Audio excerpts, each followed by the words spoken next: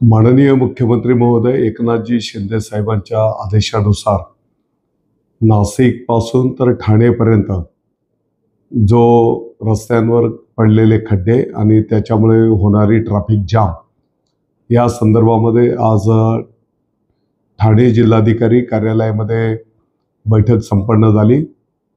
या बैठकीला MSRDCचे सर्व अधिकारी, त्याच्यासोबतच नॅशनल हायवेचे सर्व अधिकारी, PWD बांधकाम विभागाचे अधिकारी, पोलीस प्रशासन, RTO, ट्रॅफिक आणि इतरही सर्व संबंधित अधिकारी या बैठकीला उपस्थित होते।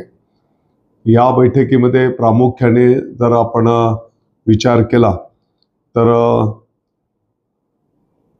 MSRDCचा जो भाग आहे वडपे पासून तर ठाणेपर्यंत 23 किलोमीटर आणि नाशिक पासून तर वडपेपर्यंत नॅशनल हायवे 97 किलोमीटर, या दोन्ही रस्त्यांच्या संदर्भामध्ये सविस्तर चर्चा त्या ठिकाणी संपन्न झाली।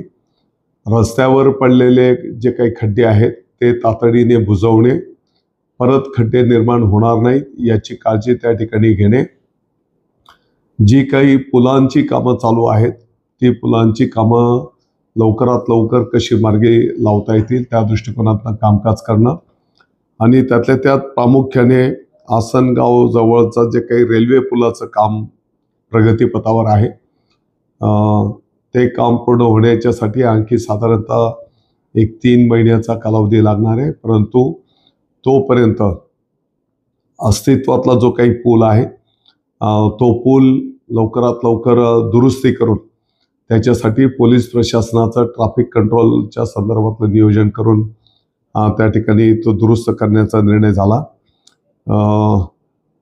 जिंदाल कंपनी जवळचा जो काही रस्त्याचं फ्लायओव्हरचं काम चालू आहे त्या संदर्भातली चर्चा झाली।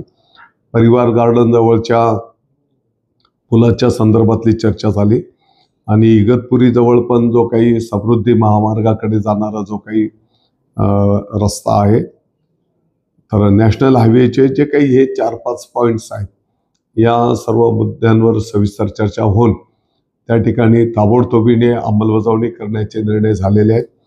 त्याच्यासोबतच MSRDCचा जो काही वडपे पासून तर ठाण्यापर्यंतचा पोर्शन आहे त्या संपूर्ण भागामध्ये जिथे जिथे पुलांची कामं चालू आहेत अंडरपासच्या संदर्भामध्ये ती कामं लवकरात लवकर पूर्ण करून त्या ठिकाणी ट्रॅफिक जाम होणार नाही याची काळजी घेण्याचा सूचना त्या ठिकाणी करण्यात आलेल्या आहेत।